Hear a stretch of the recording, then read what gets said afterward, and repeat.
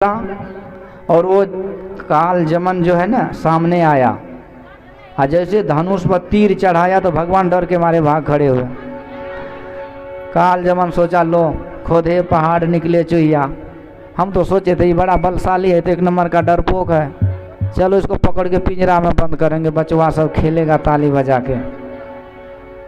अब काल जमन पीछा किया भगवान को, भगवान ने भगाते भगाते एक गुफा में घुस गए। और वहाँ पहले से एक राजा सूर्यवंशी राजा मुचकुंद सोया हुआ था। देवताओं ने वरदान दिया था कि जो जगाएगा वो जल के खाक। भगवान क्या जुगती लगाए तो अपना पीताम्बर उसको बढ़ा दिए मुचकुंद को, और कोना में छिप गए। और काल जमन जो दौड़े दौड़े आया, एकदम पेट फूलने लगा, हक सक दम फूल रहा है। और देखा कि ये चादर तान के सोया हुआ है। बोला नालायक कहीं के, हमको दौड़ा दौड़ा करके नाक में दम कर दिया और यहाँ चादर तान के सोया है, रुको ये भी। पैर घुमा के इतना जोर से मारा धम से, राजा मुचकुंद की नींद खुली और जैसे देखा तो काल जमन जल के खाक हो गया। तो जुगती जाने तो सहजे तरे, केवल पहलवानी से किसी को आप नहीं हरा सकते, उसके लिए स्मार्ट थिंकिंग और स्मार्टनेस भी होना चाहिए। आपके अंदर टैलेंट भी होना चाहिए, साहस भी होना चाहिए, दिमाग भी होना चाहिए। तो भगवान कहते हैं ताकत का भी प्रयोग करो और दिमाग का भी प्रयोग करो। तो कैसे करेंगे? ये युवक लोग को दिमाग होता है जिसको होश बोलते हैं, ऐसे ढाई देगा इधर गिरा देता है, ढाई देगा इधर गिरा देगा, बुलेट लेके चलेंगे उधर ठेल देगा, वो पता ही नहीं किसको कब धक्का मुक्की कर दे। बातें बात पर फाइटिंग चलने लगता है, फीलिंग में फाइटिंग वाला देखते हैं। तो ताकत की भी तो जरूरी है ना, अकल की भी जरूरी है। दोनों रहेगा तब सक्सेस मिलेगी, सफलता मिलेगी। एक घर में आग लगी थी, एक अंधा व्यक्ति बैठा हुआ था, बहुत बलशाली था, पूरा मोटा सोटा पहलवान था, लेकिन आँख ही नहीं था, जल रहा था। एक बुजुर्ग सज्जन भी वहां बैठे थे जिसको आंख था लेकिन पैर कटा हुआ था, अब वो भी जल रहा था। तो उस बुजुर्ग ने कहा कि भैया तू चल तो सकता है लेकिन देख नहीं सकता, इसलिए तू भी जलेगा, और मैं देख सकता हूँ चल नहीं सकता हूँ इसलिए मैं भी जलूंगा। फिर तो ऐसा करो कि तुम मुझे अपने कंधा पर बैठा लो, मैं तुझे रास्ता दिखाऊंगा और हम दोनों पार हो जाएंगे, जलने से बच जाएंगे। उस मोटे छोटे पहलवान ने उस बुजुर्ग को अपने कंधे पर बैठाया, और उस बुजुर्ग को आंख था पैर नहीं था तो उसके कंधा पर बैठ के रास्ता दिखाया, और उस व्यक्ति जिसको पैर था लेकिन आंख नहीं था वो उसके कहने पर चलते गया और जलते हुए घर से बाहर निकल गया और जान बचा ली। यही होता है, जवानी में जोश रहता है, होश नहीं रहता है, और बुजुर्ग लोगों के पास होश बहुत रहता है, अनुभव ज्ञान बहुत रहता है, लेकिन शरीर ज़्यादा समर्थवान नहीं है। तो ये दोनों जरूरी होता है, युवा शक्ति का, युवाओं का शक्ति, युवा मित्र युवा साथी की शक्ति और बुजुर्गों का अनुभव ज्ञान, ये दोनों जब एक साथ होता है तब होता है कल्याण। बोलिए आनंद कंद भगवान की। इसलिए बड़े बुजुर्गों के आदेश, बड़े बुजुर्गों का आदर, बड़े बुजुर्गों का अनुभव ये जीवन में जब आता है तब सफलता मिलती है, और नहीं तो बस मुश्किल है।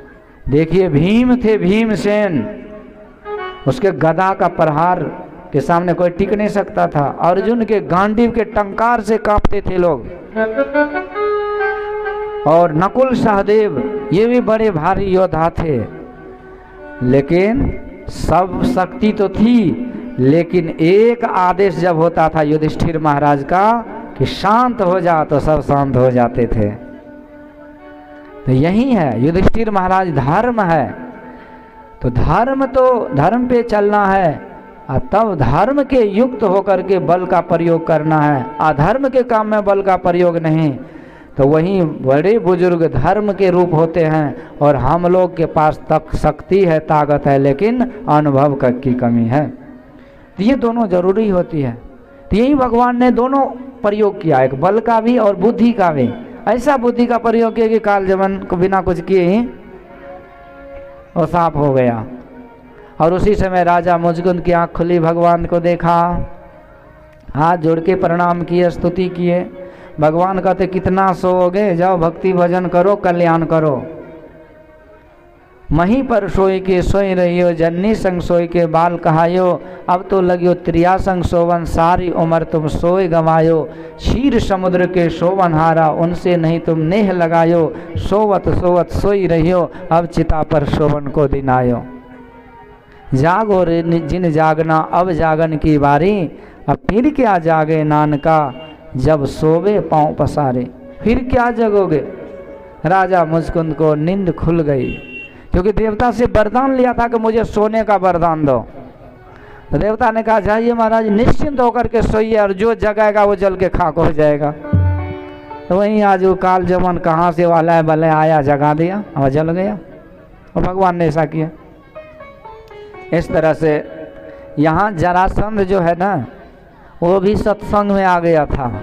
घुमा फिरा करके क्या होता है जानते हैं, इधर से कान पकड़िए कि उधर से पकड़िए, आपको पकड़ने पड़ेगा। मतलब कि दूसरे तरह से कोई रास्ता ही नहीं है, तो कैसे होगा। तो मति की रति गति भूति भलाई, जब जेहि जतन जहाँ जेहि पाई। सो जानव सत्संग प्रभाव, लोक हो वेद न आन पाओ। सब सत्संग का प्रभाव है। जरासंध को समझाया किसी ने कि देख, यदि तो द्वारकाधीश को जीतना चाहते हो ना, तो संत को जीतना पड़ेगा, और संत को जीतने के लिए सत्संग करना पड़ेगा।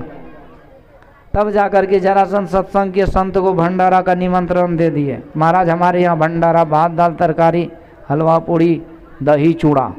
चूड़ा दही की चूड़ा दही, दही चूड़ा की चूड़ा दही, बोला कि दही चूड़ा। इस तरह से संतों को भोजन कराए। संत ने कहा महाराज भोजन हो गया, अब दक्षिणा दो, नोट पानी। जरासंध कहते सुनो, भोजन तो हो गया, लेकिन दक्षिणा कब मिलेगा जानते हो। मैं जा रहा हूँ लड़ने के लिए द्वारिकाधीश से, और जब वो हार जाएगा तब दक्षिणा मिलेगा, नहीं तो तुम सबको पंखा में लटका के खत्म कर दूंगा।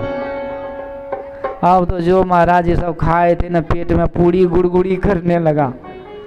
सोचा बेकार का खा लिया, लय बलय, अब आफत हो गया। तो भगवान से प्रार्थना करते, सरकार एक बार मेरे लिए हार जाओ।